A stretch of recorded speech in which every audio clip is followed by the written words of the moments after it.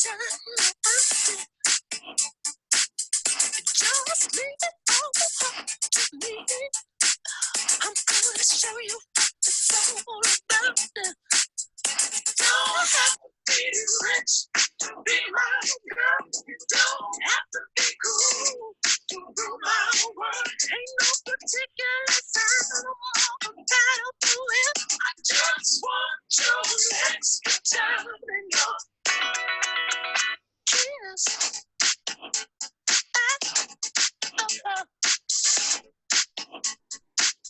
You got to not talk dirty, baby. If you want to impress me,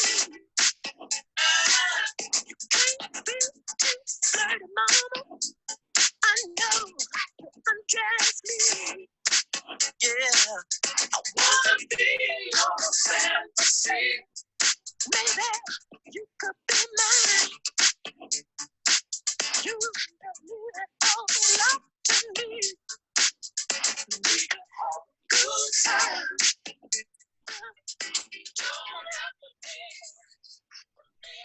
I'm going to invite us to all come back together to jam your way back to the seat if you can, if you got up, if it felt good to you.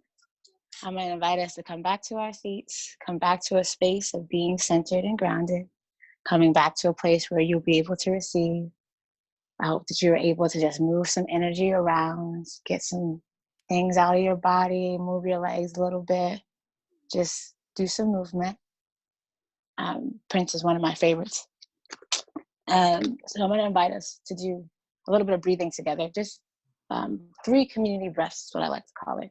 And the reason why grounding is so important is, especially, well, all the time, I'm not even going to make it to this time right now, is that we have so many things going on in our brain, so many things happening in our lives, so many things are coming at us, our energy is being pulled into so many spaces and places. So with our breath, we can always come back to the center of our being, to right here, right now. That's the only thing that exists, is right here, right now. Not what happened a minute ago, not that Prince song. That's going to happen 5 minutes from now, just right here, right now. And our breath is a very amazing way of bringing us to this center place.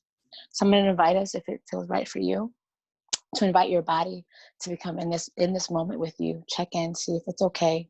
If your spine is erect, ask your body, would it be okay to be present right here, even over a virtual call with a bunch of people you don't know, to be right here, right now. I'm going to invite you, if it feels safe and right for you, to, if you're sitting in a chair, you're standing up, to just see if you can invite your feet to be hip-width distance apart if you're sitting down, and have your knees at a 90-degree angle if you're sitting. If you're sitting cross-legged like me on the floor, then I just invite you to ask your core to engage, tuck your tailbone under. You can do this while you're standing as well. Invite your shoulders to come away from your ears. Your head's active as if there's a book on top. You're chilling on the table. Place your hands down to the side. Invite them to, if it feels right for them. I'm going to invite us to take 3 deep breaths together as a community. And with these breaths, we're taking in gratitude, just abundance. That's it, which is so much. Gratitude, abundance, and grace. Each breath, inhaling and exhaling. We're not taking anything we can't give. We can give grace, gratitude, and we can ask for grace and gratitude and abundance, and we can give the same, right? So with our breath, the invitation is for you to breathe in through your nose, making your stomach really big, like a balloon, and then bringing your belly back to your back core. And why are we doing this when we're having these types of conversations? Because sometimes we're not always present, not sometimes. We weren't present enough to realize these issues were issues. And so now we're inviting everyone to be able to be present. So now they can feel, hear, see that what these issues that we're talking about have been here for so long, but we just haven't been present for them. We haven't been present with our breath. We haven't been present right here. So we're inviting you to be present so that you can receive this information and allow it to be what it should be, but it doesn't have to trigger and or traumatize you either. So I'm going to invite us on the count of 3 to inhale together and exhale together 3 times as a community. If it feels right for you, I would like to put my hand on my chest, especially right now, it gives me a really good reminder that I'm here and that I'm safe and that I'm abundant and that I'm joy and I'm love. So on 3, 1, 2, 3, inhale, exhale, inhale, exhale. One more time, inhale, exhale. May you feel abundant. May you feel your joy. May you feel this love. May you know that you have everything you need right here, right now. And being present is how we solve things. We can't solve the problems that exist if we can't be present to hear the problems that exist. So thank you so much for allowing me to guide you. Thank you so much for allowing me to be in this space with you. It brings me amazing pleasure and honor and just peace and light to be able to introduce this next being, Jacqueline Miller, and her organization HAIR, which has been around for a while. She's been doing work around the adultification of Black girls for years now, and especially in Austin. I actually met her at a commissioners meeting, this African American commissioners meeting, while I was in law school years ago. And I'm so grateful that the universe allowed us to come back together to be able to work and to receive and hear from her. So with Healthy Actions, Intervening Responsibly, and also known as HAIR, I would like to introduce you all to Jacqueline Miller, the founder. Well, good evening. Thank you, Fatima. Yes, it's such an honor to be with you and connected again. I want to thank everyone. I want to thank everyone with Measure, Mimi and Nikki and Precious. You all are just really wonderful, and I appreciate being in this space with you all and sharing this time. And thank you for all of you, my sisters out there, you beautiful sisters. And I love what Fatima says, you beautiful beings. You know, I'm taking that one too. I'm gonna share that one. I'm gonna use that one, and also the water thing as well. Are you drinking your water? So I just love this space. I just love the opportunities that come to bring us together. And unfortunately, it's issues and topics such as the one we're going to talk about today, oppression, injustices that bring us together and cause us to cross paths. But the one thing about that is that there are things, you know, that we are all concerned about, matters that we're concerned about, concerning our sisters across this globe, that is bringing us together. And so I am honored to be here tonight. And as Fatima said, I am the founder of Healthy Actions, Intervening Responsibly, and called HAIR. And so, you know, I'm really serious about my hair. That means a lot to me. And I put a lot of effort and focus and time and attention into that. It's part of me. And so, yes, I have been doing some of the work on addressing adultification for some time, and I've learned so much about this topic. So I'm really excited tonight, particularly to go into unpacking the Sapphire stereotype. But let me also say one thing about healthy action, intervening responsibly, is that not all action is healthy. And would you agree? Not all action is healthy. And so we want to be mindful, intentional, thoughtful about the actions that we take when it comes to our communities, when it comes to our women, when it comes to our girls. And again, not all action is healthy. And so I have worked within the violence against women movement for 28 years. And we within that movement know that not all action is healthy. So we are going to go ahead and jump in. It's a very important topic we're going to talk about tonight. And I've come with some lived experience about that as I begin to think about and prepare for this night that I that is so special. And there's a sacredness to this night, is that thinking about unpacking the Sapphire stereotype. Now, I found it interesting that as I reflected and as I began to prepare, is that I could trace back to my life very early on within my childhood, where I really did some reflecting, and I went back to see, when did I first become familiar and aware of the Sapphire stereotype. Now, one of the things that I did was I began to think about what that means. And we're going to show some of the slides tonight to share with you. And if you can follow along with us in those, that would be absolutely awesome. So let's look at this and go into it. And I welcome you to send your comments and your thoughts and your feedback on this as we go to the next piece in this presentation. So I have several quotes that I really love and I keep with me, and they mean a lot to me. So I want to ask you to share tonight. What are some of the quotes that that's important to you, or some of the ones you like, or some of the folks that you take their quotes, or you share their quotes, or you that you're inspired by their quotes. Why don't you go ahead and share some of those with us tonight? And so I'm just going to share mine. I just put 2 on here, but I have so many, like a galore of them.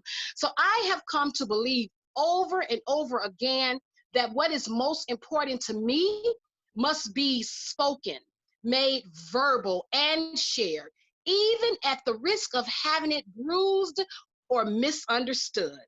And then also this other piece by Audrey is that your silence will not protect you. And so, yeah, I can relate to that. Does anyone relate to that, or that resonates with you, that your silence really will not protect you? And she talked about speaking up, and that, it's not going to protect you, but speak up anyway. Speak up even despite, even when your voice shakes, speak up. And I find that for myself. And so the next thing we're going to take a look at, thank you for sharing those tonight.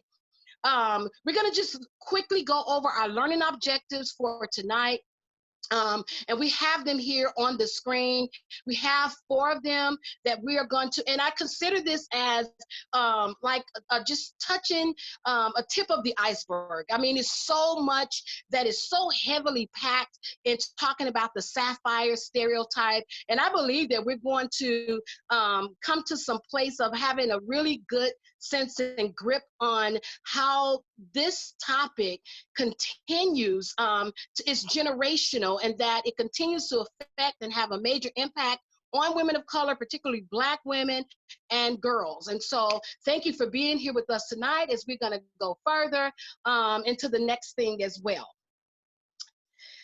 So how about looking at on the screen and just share what on here resonates with you right now.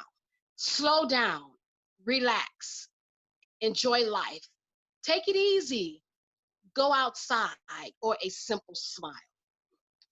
Does any of that resonate with you? Or do you want to take one of these with you, have it with you for this moment, for this time, in this space, and that you would like to take along with you on your journey? Okay, so feel free to continue sharing as we go to the next thing. And so we're creating a brave space. It is important, and I found it to be critical, that in every circle, every training that I've conducted where, I show up, I bring myself in a space with other women of color, that, a lot of times we're speaking up and we find ourselves having to be brave. I find myself so many times having to be brave. So we want to create this and acknowledge this as a space where it's okay to be brave. And oftentimes that is what I find so necessary to say in the beginning. Okay, so we're going to move on to the next thing. So telling my story, bold and unapologetic, as I begin talking about a little bit ago, was I learned very early on about the Sapphire stereotype. And and the way I heard it then when I was young, maybe around the age of 8, 9, 10 years old, what I would hear is not so much as Sapphire, but I would hear angry. I would hear angry Black woman. And so based on what I experienced and witnessed that women that were in my circle, in my community, girls at my school, I remember witnessing and seeing that a lot of times how they express themselves or their choice of words or their body language, lots of times, and many of you probably can relate to this as well, there were consequences for that. Would you agree? There were consequences for how you said something, the words you chose. And one thing that was so big is that I learned early, you never look someone in their eyes. Looking someone in their eyes is like challenging them. And so that's what we're going to really unpack tonight. But I'm so appreciative to tell my story from this framework, because again, I learned very, very early about the consequences or the repercussions when a woman was labeled as considered as a sapphire. And so my understanding at that young age was angry, and then so the punishments that could be a result of that, or that one would be deprived of just even basic things. Would you agree? So I, as I was growing up with this type of understanding and certainly the fears that came along with it, and I never wanted to have to experience pain.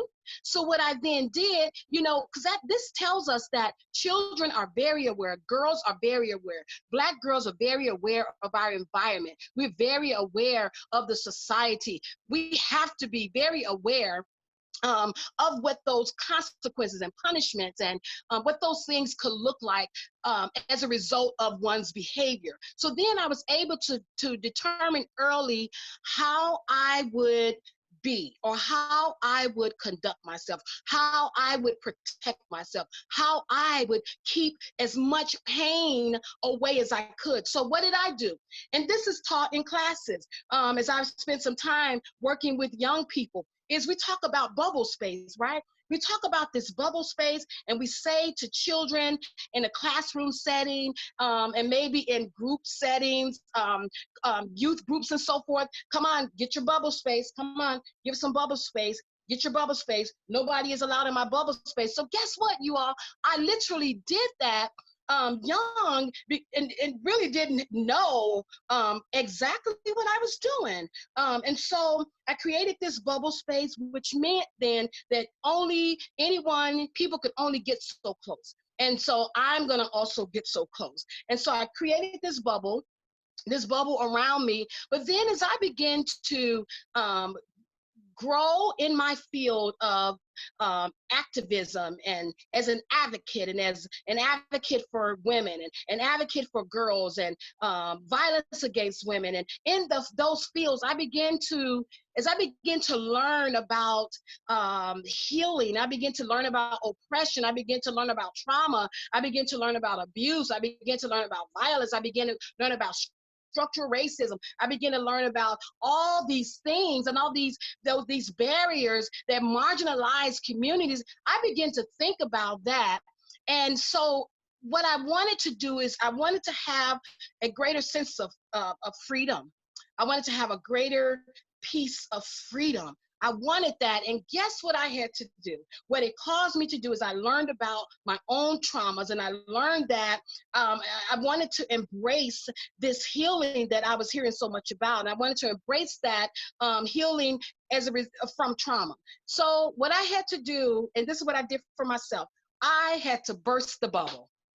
That bubble that I put around myself and that I really couldn't embrace because of my trauma and my fears. I really wasn't in a place where I could really embrace my true self and really embrace my community and really embrace those gifts and those talents of others that were around me. I found that I had to burst the bubble. Well, I've burst the bubble, y'all.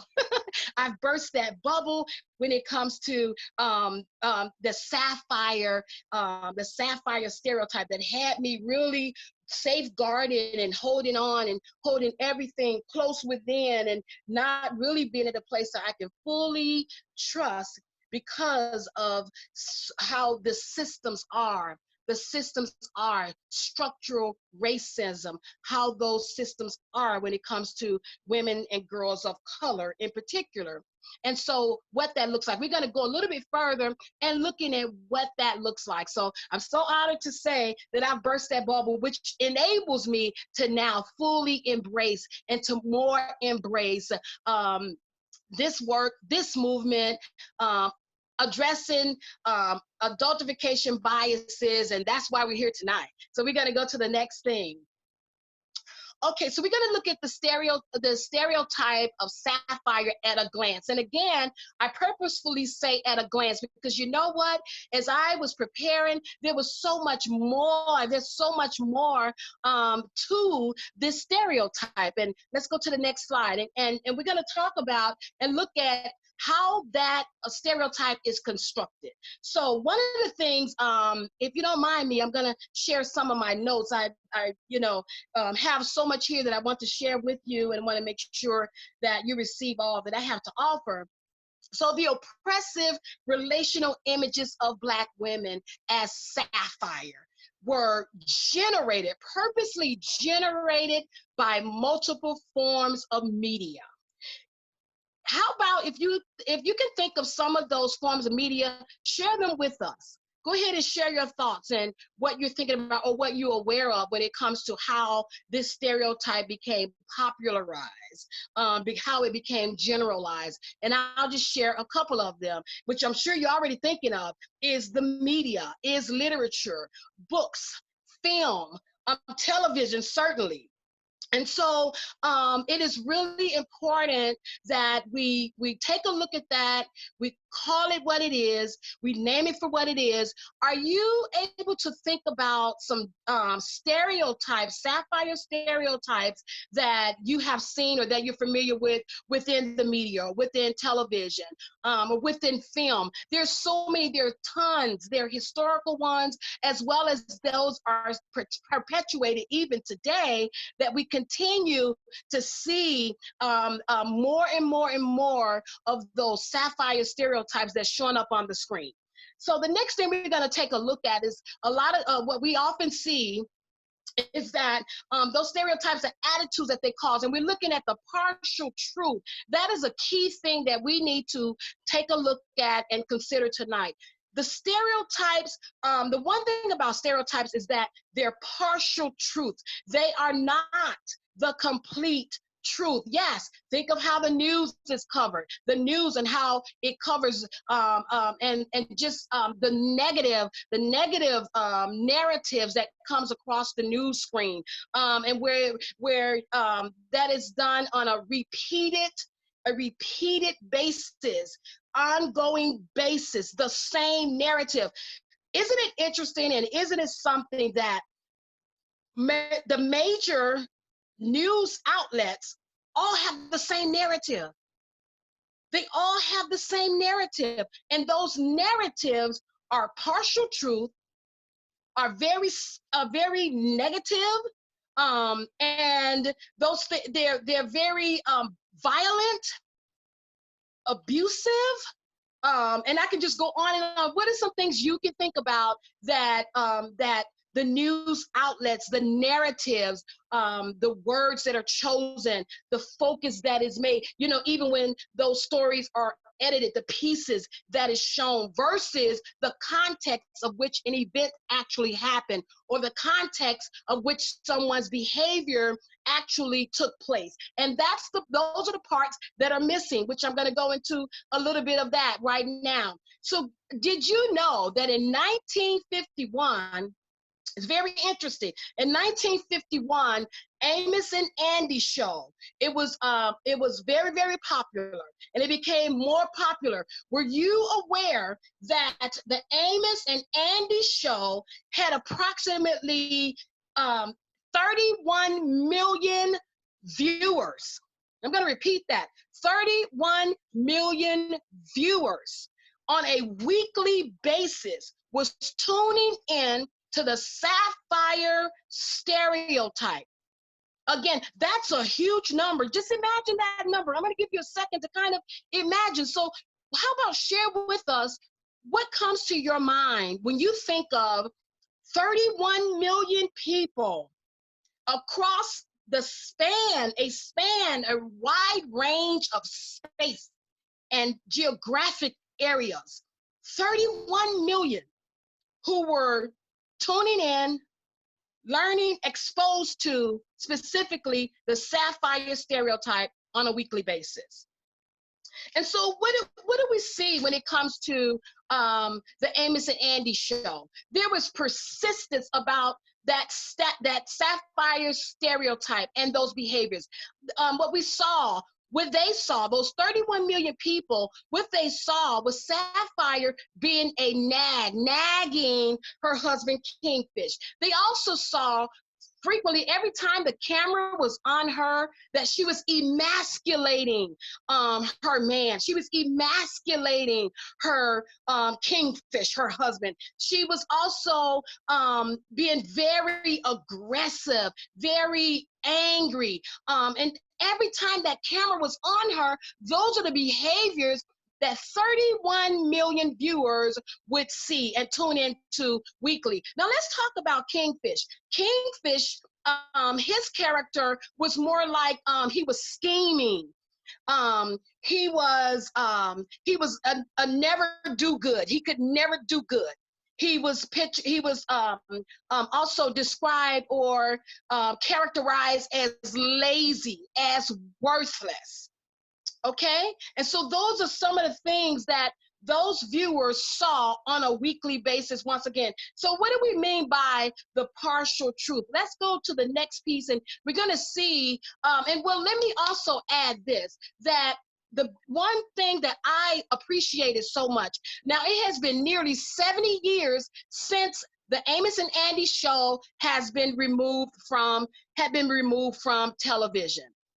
And there were advocates who advocated to have those negative stereotypes of Black women and Black men removed entirely from television, because what they wasn't showing or saying in terms of the Black woman, in terms of Sapphire, is the system that she was forced to engage in, to survive by. She was forced to resist that system that was very, very oppressive and abusive and violent and unfair and unjust against not only herself, but against her family, against her husband, against her Black man. And so with the Black man was forced by television, forced to exist in the system that was very stereotypical, very discriminatory, and very racist. That's what the viewers lacked. They did not get to have the opportunity to see nor learn the systems that Sapphire and Kingfish were enduring or were living, surviving against. Okay, so the dangers in a single story is that the single story, it creates the stereotype. The problem with the stereotype is that it's not that there are pieces in it that's not true. The problem is that it's only partly true. It's only half true, which goes back to that partial truth, a list that I've been looking at and wanted to share with you and to talk about, is that the distortion of that story, the distortion of that character of that woman, the distortion of her behavior, not seeing what is she angry about. The other part is the context of the behavior, which is very often, which we see in the news media, we see on the news, that piece is very often missing. It is excluded altogether. The other thing is about the viewer. The information that the viewer is given is based on stereotype, which is partial truth. They're not brought into understanding that system, that Black man, that white, that Black man, that Black woman is really standing against and having to endure or to just live with. The next thing is, when it comes to the Sapphire stereotype, is that it's like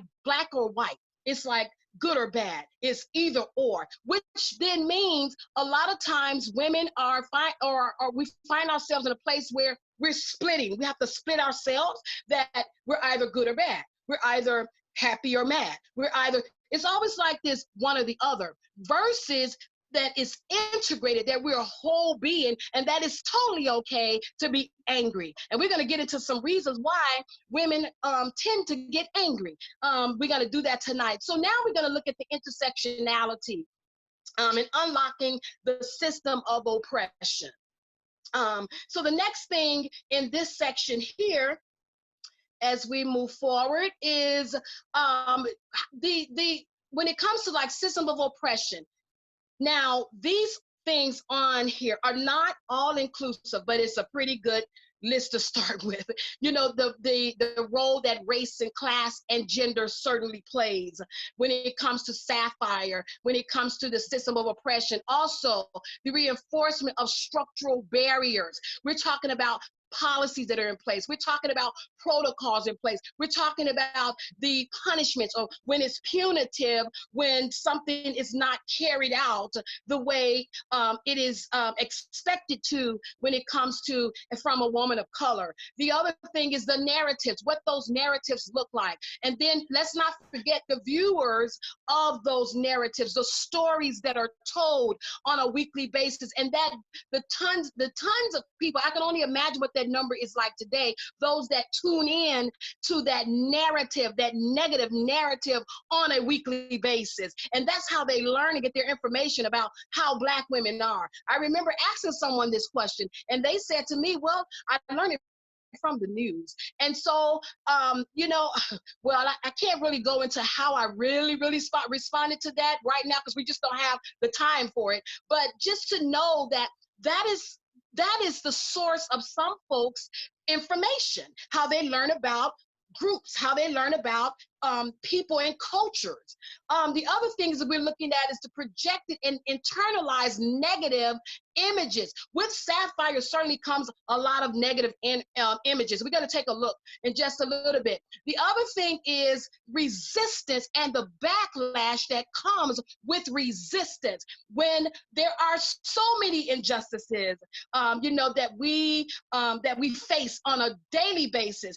And the thing is, the spotlight is often put on the behavior of the subject, of the person. The spotlight is put there versus, and I'm getting a little bit ahead of myself because I can feel you all's positive energies coming through here, and I just love it so much, is that the behaviors, that's the focus. It's often the focus versus the system that causes those behaviors, that causes that resistance. That resistance certainly has a lot to do and everything to do with survival.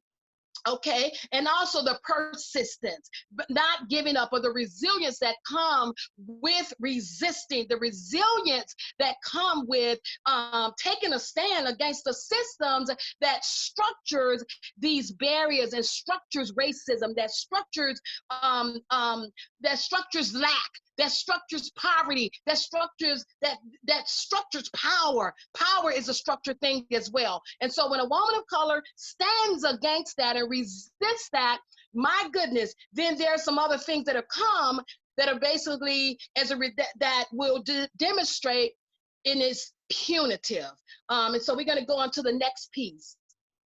I tell you, you all got me fired up. Whatever you're doing out there, keep it coming, y'all. Keep it coming, girl. Keep it coming, girl. So the next thing we're going to look at now, this was some years ago. I participated in and learned and was aware of this community project, a demo site project that was taking a look at how do people live on a daily basis, and how do they interact, or how, let's say the reverse, how do systems interact with women of color when it comes to, and it was particularly related to domestic violence. And so this one community, they brought together community leaders to take a look at this. And on a daily basis, they would, take a look at some of the police reports and so forth, and we're looking at how women of color, Black women in particular, were treated. How were they talked to? And so what they found is through some of the narratives and some of those those reports was that those women were treated to and talked to in a very demeaning way. The way they were described was flabby nose, vulgar voice, aggressive behavior, huge chest. And so those things told the community a lot. We're going to go to the next slide. We learned a lot from that project. And so there was part of this project, there was like a review of literature within the community. What kind of books are out there? What type of stories are out there? What is the media saying? What are some of those film that's out there? And what they found was it was packed with stereotypes, such as Jezebel and the Mammy and Sapphire and Angry.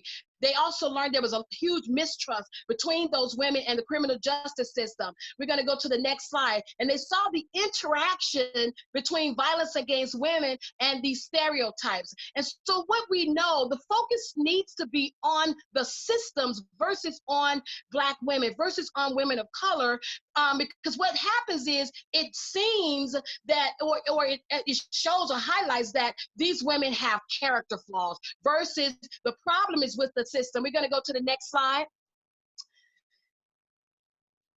And so this is just a quick list of some of those structural barriers. If you can think of others, please share them with us. Next slide. And it's very often women who's going to take that stand. Let's go to the next slide. And we're going to look at this gallery of women. Were they falling apart or were they taking a stand? If you recognize any of these women in this gallery, go ahead and share their names, share what they were angry about, and share what was the result of their anger. I'll talk about the first one, the last one, the most recent one that I learned about, which was Barbara Johns. At the age of 16 years old, she led and organized a protest with her classmates. And what the problem or the issue was, what was she angry about? She was angry that she was bused to school. And this one morning, she was late for school after having to take care of her siblings. They missed the bus. When she goes out to catch the bus or to start walking, she sees a bus that is empty. It's a bus that was for white children, white students. It was completely empty. However, she was not allowed to ride that bus. She also was angry about the fact that there were so many things that her school was lacking compared to the schools that the white students, the white children had, that she organized this protest, and it was very successful. But do you know, at the age of 16 years old, she began to receive death threats, to the point that her parents had to relocate her into a totally new state as a way to keep her safe. So let's go to the next slide. The next slide. So this groundbreaking study that talks about adultification bias, that it gives us some idea and gives us some clues and some hints of what adult perceptions are like when it comes to Black girls. That Black girls are expected, that the same behavior that is expected of Black women is also typically expected of Black girls, that Black girls are not afforded the opportunities to make mistakes, to learn and to grow at the same rates as their counterparts, and that Black girls are not allowed to have playtime, and that they aren't allowed to be themselves in so many cases as it relates to from the perceptions of adults who perceive Black girls to be more adult-like than any other group or race of children. Let's go to the next slide. And you know, so we're looking at the gender discrimination, the stereotyping, the patriarchy. This piece here is from a focus group of teenage girls. We're going to go to the next slide. And they talked about what this looks like for them. We can go to the next slide. And they talked about how they talked about that they would like to be described or descriptives of what they give about themselves rather than being categorized such as girls of color. They want to be acknowledged and identified by their own descriptors, such as creative, such as artful, such as brilliant, that we should really learn from girls themselves. We should ask, what how would you like for me to address you? As I was asked today, what do you prefer? And so will we give girls that space to ask them what is best for them, to know and to trust that they know what's best for them, rather than us projecting ourselves on them? And as those adults did in their report, they had their own perceptions about how Black girls is and how they should be treated. The last thing is we can learn from individuals. We can learn aspects that they value. Let's ask, what do you value about yourself? What do you value about your life? And let's go to our next slide.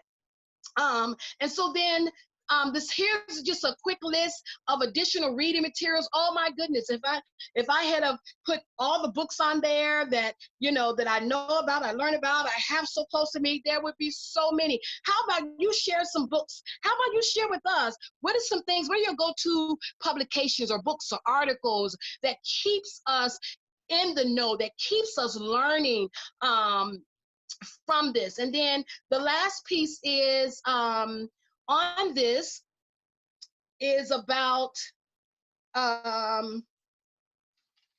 okay,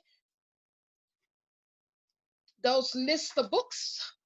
Hopefully you can read those and they're clear. Yes, Kimberly Crenshaw, all her work is just so powerful. Okay, the next slide that that I want to talk about, here it is. One thing, we all of us can do one thing. So how about you share with us, what is the one thing you can do to create space, safe space for a girl, on behalf of a girl? What is that one thing that you can do to change the atmosphere, change the environment, change society on behalf of girls? So I have my one thing that I do, that I see I can have an impact on our society and on girls. But can you imagine those things, when all of those things, when we all come together, the impact that we can have and improve things on behalf of Black girls? And my last slide here is that my email address, as well as my Facebook page, my website, if you would be so kind to like my page, and to visit my website. I'm just a Black girl doing this thing. I'm just a Black girl trying to make things better on behalf of Black girls. And I do that also for my younger self. I say to her inside, you deserve this. You are worthy of this. I'm going to create that for you as I also create that for other girls. And we're going to have a better society together. So you know what? When a Black woman is angry, she has many multiple reasons to be angry, and they are valid. And the last thing I want to say, just imagine, I'm going to give you something that kind of maybe get you sparked, put a spark. Just imagine one state where 40% of Black men are not allowed to vote, have lost their voting rights until they have been out of prison for 14 years, go and stand before the governor to have their voting rights restored back to them.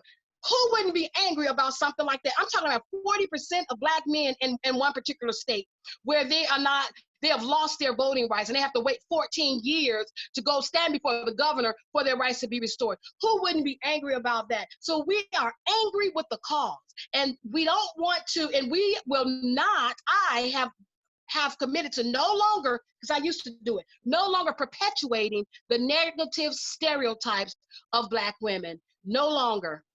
Let's put the truth out about who Black women, women of color all over, who we really are, and share the full story and not just a piece of it. Thank you for having me this evening. It has been a pleasure. Oh my God. Thank you so much for blessing us this evening. The chat has been blowing up. Everyone is engaging and sharing their feedback, their quotes, their experience. So we appreciate all of you for just staying here and being fully engaged.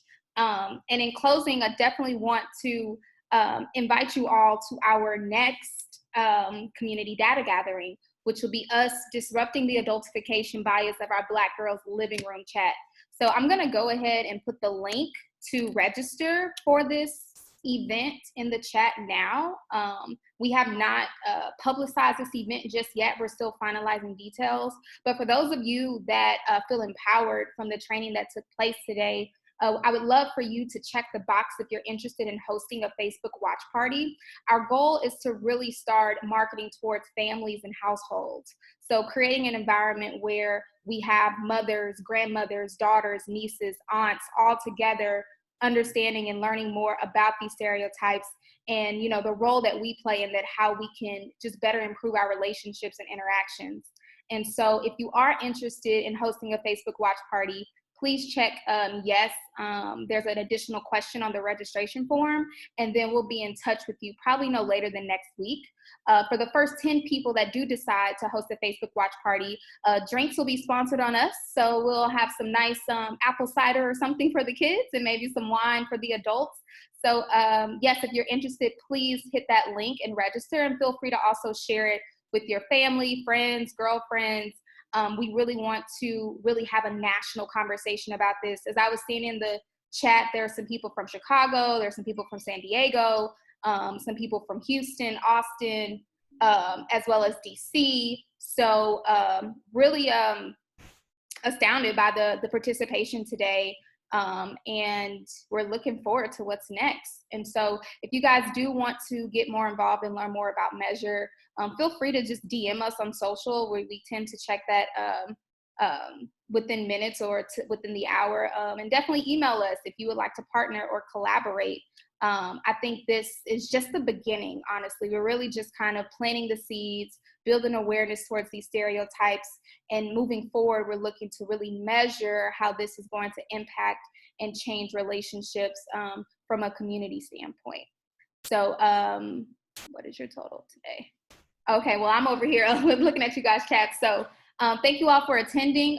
We can definitely continue the conversation via Facebook, Instagram, whatever works best for you, whatever platform, but definitely don't forget to register and spread the word. So thank you all for attending tonight.